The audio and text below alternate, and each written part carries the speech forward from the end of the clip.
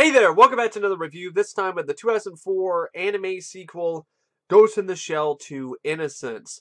Now, before I dig into this film, because this is definitely going to be a review and a rant, because ultimately I was not a fan of this movie, and I'm going to explain why soon enough. But before I do that, I want to say, and I want to give a huge thanks to Jonathan L. You know who you are, who sent me this movie.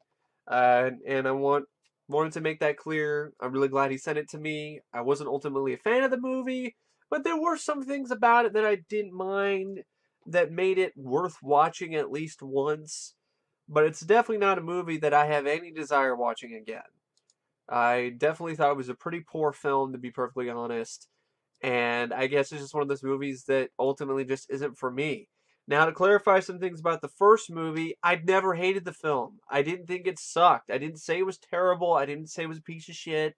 I said it was okay. Apparently, that was lost with some people, but I want to make that clear again. This movie I didn't like. Ghost in the Shell I liked okay, and I thought it was an okay movie, and it was a time waster for me. I thought it was a little bit overrated, but overall I didn't mind the movie. This I did not really care for. I thought it was boring. I thought it was overly pretentious. I thought the pretentious lines of dialogue that were in the first movie were turned up to 11 in this film. This movie felt even more shallow than the first movie did, even more empty of a shell, devoid of any humanity whatsoever. And it was just a slog to sit through for me personally. The animation also wasn't even that impressive to me. For a movie that cost $20 million, this animation looks murky and bland, and it's got this really weird mix of CGI and traditional animation that just did not work for me. So anyway, Ghost in the Shell 2 Innocence, it came out March 6th of 2004 in Japan. It did all right then, all right there in Japan when it came out in limited theatrical release. It made $9 million, but it cost $20 million to make. So it didn't really break the bank. It didn't become a big box office hit. The film was directed by Mamoru Oshii, who returns to direct the movie. He directed the first film. He also writes a screenplay. I put a lot of the blame for a lot of the film's problems for me personally directly at his feet. The writing in this was really weak in my opinion. It was pretty piss poor. I thought it was pretty awful. The movie spent too much time trying to pontificate with philosophy and to try to be deep and didn't spend enough time, once again, creating engaging characters that you care about, and also creating a film that had pacing that actually felt like it wasn't going at the speed of a fucking snail. So, there was just, the movie was bogged down and weighed down. It just had too much weight was put with this dialogue. So the movie was dialogue top heavy to me, personally. And even more so than the first film was. Features a score by Kenji Kawai, who comes back and does some of the music. The music that you heard, the sort of singing piece that was used prominently in the first movie, is used in this. And that's one of the things that I did like about the movie. I thought it was nice to hear that again. It features cinematography by Miki Sakuma, and it's edited by Shachiko Miki, Chihiro Nakano, Jonchi Umatsu, and has a running time of 98 minutes, but it feels like it's 198 minutes because it just goes by so slowly. And the plot itself isn't that interesting to me or isn't that engaging. The characters aren't that fun or that entertaining. And so ultimately it becomes just a very boring movie to watch. It's got some pretty visuals at some and here and there every now and then, but nothing that really stands out to me. Nothing that I'm gonna remember. Nothing that I'm gonna be like, wow, I remember that scene in Ghost in the Shell 2 Innocence. Man, that was such a memorable sequence. That was such a memorable bit of animation. No, there isn't a single thing that I really remember that much, other than some shots, like uh, a woman who smokes so many cigarettes, she puts them in a cup of water, all her butts, when she's done with them. But I think I only remember that because I saw the live action movie, and that had a sequence like that in it. So it was like, oh, so this is the inspiration for that scene in the live action film. But other than that, there's really not a lot that really stands out to me. There were some things with the animation that was well done. There were some sequences that were well directed. I don't think Mamoru Oshii's direction is the problem. I think his writing is an issue. I think he should have hired somebody else to write the film. Because as a sequel to Ghost in the Shell, it's pretty disappointing. It doesn't expand upon what happened in the first movie that much. In fact, it kind of ignores things or makes stuff up. I mean, apparently, according to this movie, Major disappeared. At the end of Ghost in the Shell, her consciousness that had merged halfway with the Puppet Master went off into the internet or into the net. And I'm like, I don't understand. Is that really what happened? I could have sworn I remember the ending of Ghost in the Shell being her consciousness, her ghost ended up in another shell, the shell of a schoolgirl, and then she talked to Bateau for a little bit and then left in search of who she is. And that's it. I didn't know that was, she left completely. She disappeared off the face of the earth. But apparently that's what this means. I don't get it because I don't remember that even being how the first movie ended. Maybe this is something in the manga, maybe something I missed. If it is, my bad, but from what I remember, I do not remember that being the case. And this film's plot is just like the first movie. It's super simple, but it crams in even more pretentious lines of dialogue and themes in an attempt to try to make the paper-thin plot seem deeper than it is and more complex than it is. All the plot is in Ghost in the Shell 2 Innocence is this, okay? It takes place a couple years after the events of the first movie. Section 9 is now lost Major, so it's just Bateau and Togusa who team up as partners.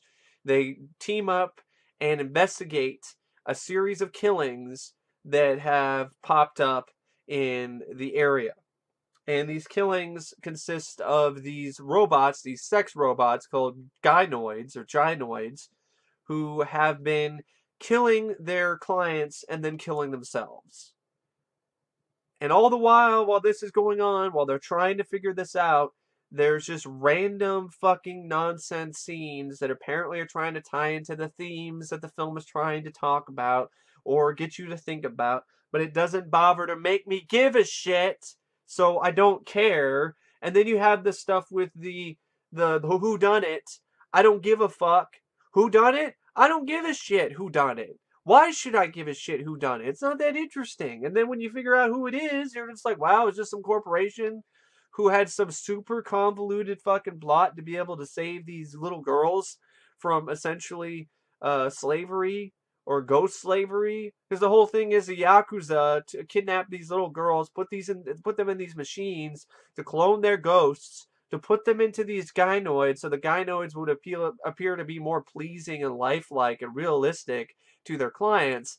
And this corporation, who for some reason has an underground submarine base, like there's some kind of James Bond villain, named Locus Solus, and Locus Solus apparently has this, like I said, a convoluted plan. They're gonna release the girls from the grasp of the Yakuza, the little girls, by causing a malfunction to happen with these gynoids and causing them to kill their clients in order to get Togusa and Bateau and some of the other Section 9 people to come in and save the little girls.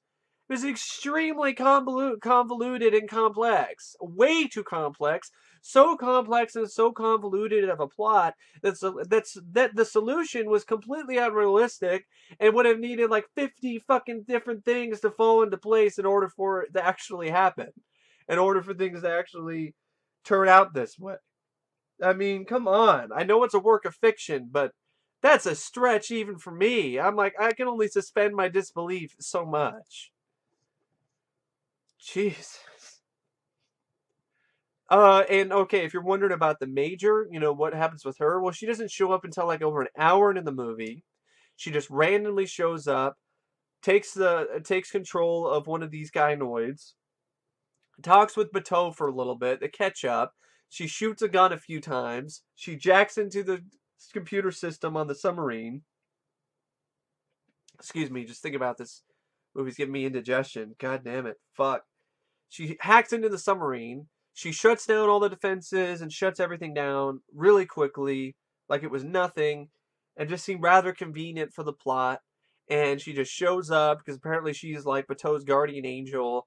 And I don't even know why she even left into the net to begin with, because that's not how I interpreted the ending of the first movie, but maybe I'm alone on that. And so she shows up, shoots a gun a few times, fights some of the gynoids, catches up with Bateau, then gets the fuck out of Dodge and leaves, and it really doesn't do anything for her character. It doesn't add anything. She says some line where it was really pretentious, where she's talking to a little girl, and the little girl's like, I didn't want to be a doll. And she's like, well, did you think the dolls wanted to be human either? I'm just like, what the fuck? Who cares? How the fuck would the dolls even have enough of a capacity to even know what it's like to be human, or even know whether or not they want to be human? They're fucking dolls. They don't have a soul. They don't have the ability to reason or think for themselves. Make any sense? Even if they're computer programmed dolls, sex dolls, they still don't have the wherewithal to pick and choose between whether or not they want to be human. Me a fucking break. And then this other fucking lines of dialogue by this guy who is some rich fuck who decided to turn himself into a doll because he's a narcissist and he doesn't want to age and he wants to be able to live forever and all of that. He thinks dolls are awesome. He you know what he and Charles Band should go get a room together and wank off to fucking dolls, man, because man, oh, we can't. He doesn't have anything to wank off to anymore because he turned into a complete doll. But, maybe Charles Band can wank off into his face. The only reason why I mentioned Charles Band is because he loves dolls. Look at a lot of his movies. Blood Dolls, the Puppet Master movies, all that kind of stuff. I seriously think he has a doll fetish.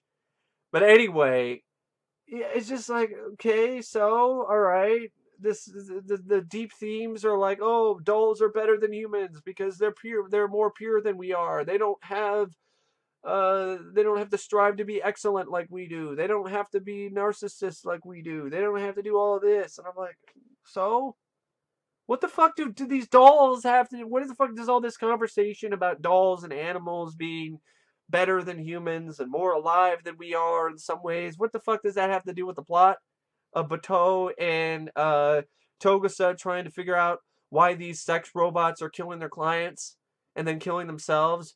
What the fuck does this have to do with that? What the fuck does a overlong scene of Bateau feeding his fucking dog have to do with any of this shit? What the fuck does a scene where Bateau and Togusa just sit there in their car and quote the Bible and other literary works, what the fuck does that have to do with the plot? The answer is nothing. It doesn't have anything to do with the plot because this is shallow. It's so shallow. It's about as deep as a fucking puddle. So anyway, as you can see, I'm not a fan of this film. I mean, and what I find really ironic is the back of this Blu-ray, it says, this is what it says, okay? It says, from groundbreaking director Mamoru Oshii comes the award-winning second installment of the high-action movie series, Ghost in the Shell. Did I seriously just see that? Did I seriously just see the two words high action used in reference to this movie and the franchise? Maybe Standalone Complex has a lot of action. I mean, the first little clip I saw of it was pretty action-packed and cool. One of the Section 9 team blows off a guy's leg. Here, you don't get an action sequence until 36 minutes into the movie. and it's not really anything worth noting or worth writing home about. Bateau just grabs a gun, shoots a bunch of Yakuza guys like they're fish in a barrel, fights some other guy who has a pincher for an arm. Looks like it might have potential, but they fuck it up because Bateau just rips his arm off. The guy fucks around and tries to do some fancy kicks, knocks himself out. It's an extremely anticlimactic fight that doesn't go anywhere. It just seemed like, what was the point of it? Why was it there? Was it to show, oh, you don't need all these implants, especially if you don't know how to use them? Okay, all right, but you ruined an opportunity for a pretty fun, potentially fun action sequence.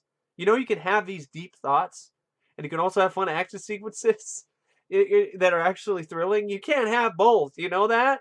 That's a possibility. And then you don't get any action until like the last hour, like a little bit after the hour mark, and these dolls start attacking some soldiers in the undersea in the submarine compound, and that was admittedly pretty cool. These dolls are going around and they're decapitating these soldiers and shit. I was like, where the fuck was that for the first half of the movie? Where was this kind of stuff? This is cool. I like that.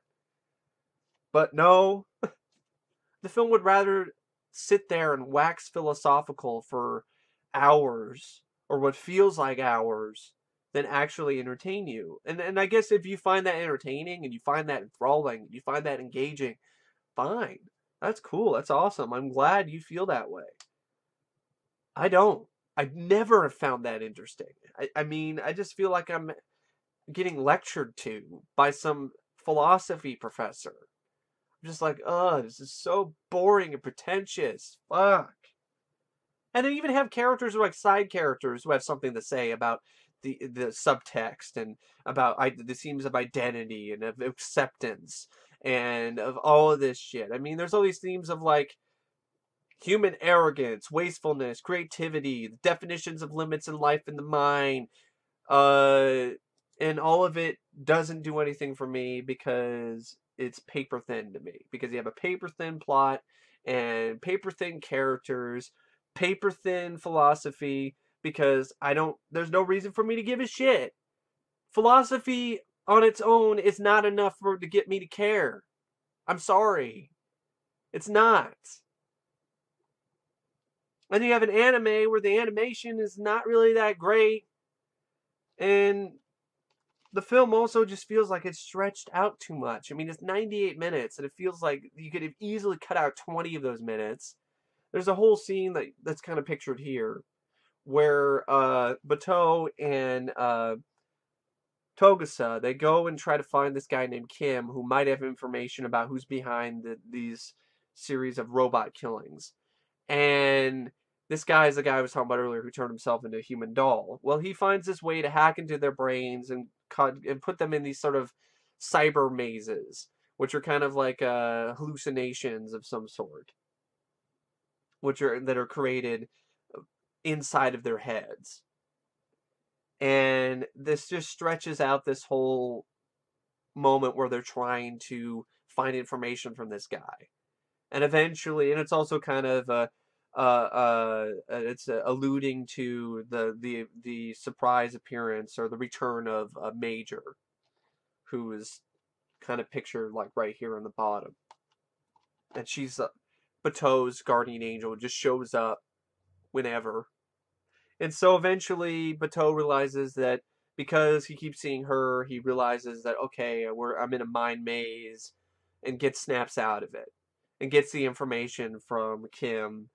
And then he just goes underwater and he finds some secret underground undersea submarine base for Locus Solus that I don't remember. I don't remember that being mentioned before, where it is or how he found it, but whatever. Even if it was, I was so bored out of my fucking mind. I probably didn't give a shit, to be perfectly honest. So that scene is a prime example. This scene goes on forever. And admittedly, it did trick me. It did throw me for a loop because I'm like, what the hell's going on here?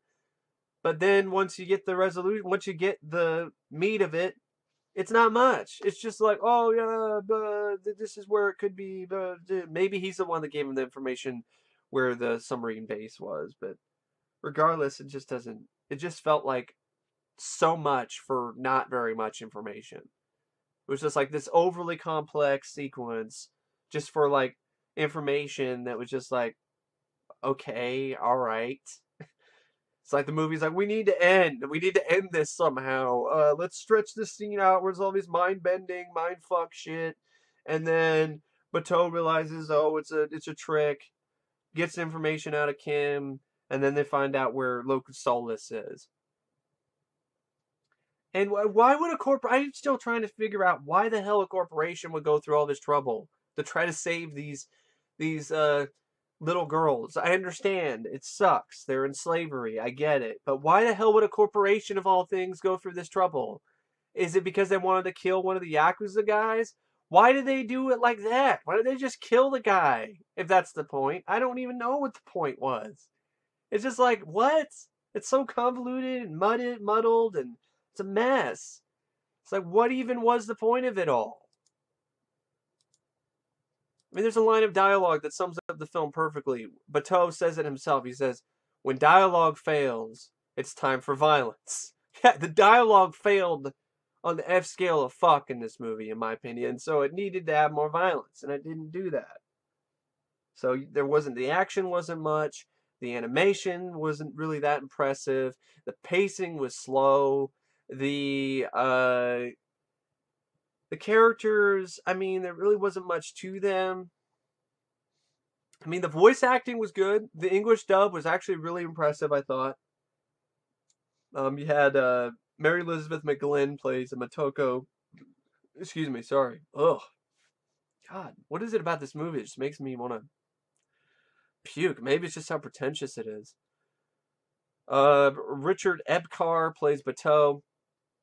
Crispin Freeman plays the voice of Togusa. Erik Davies plays Azuma. Michael McCarty plays Ishikawa. Ellen Stern plays Haraway. William Knight plays Daisuke Aramaki. Robert Axelrod plays the voice of Kogo Lin. And Joey D'Aria plays the voice of Kim. Now, there's also, I mean, the voice acting was fine, but some of the characters is just not really a lot development. I mean, I wanted to see more of Bateau's development. There's really not much here. Togusa seems completely useless to me. He's just there. What does he do? He gets trapped in the mind maze later and can't get out until Bateau helps him find a way to get out? Or he's just there to tag along with Bateau? Like, what is even the point of him? What is even the point of his character? What does he even do? Maybe he did something, but maybe it was just so immaterial I forgot it. Probably for a good reason. So yeah, I mean, it's a hard film for me to review because there's not a lot there.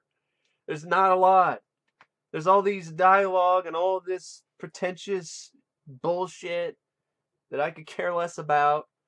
And it's just a little less talking, a little more action, please. I understand that's not the type of movie that this is, but if you're gonna label it a high action film and a high action franchise, then you better deliver some high action. Am I wrong? But yeah, I really don't know what else to say except a little bit of a summary. Things that I liked the English dub. I like Bateau. Honestly would have been fine if it just followed him. It's just him trying to solve this crime and then trying to find Major. And that's it. Togusa was useless in my opinion.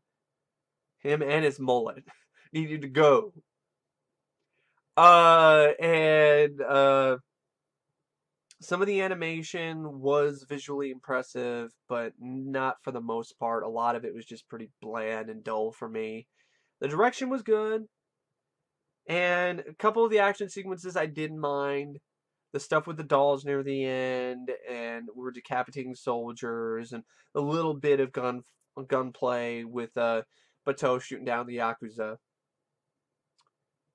But really, honestly, that's it. That's all. And I mean, it was nice hearing the score again from the first movie. But that's it. I mean, I guess the editing and it was fine, and so was the cinematography. But other than those things, the core elements that I really look for in a film that I like were missing.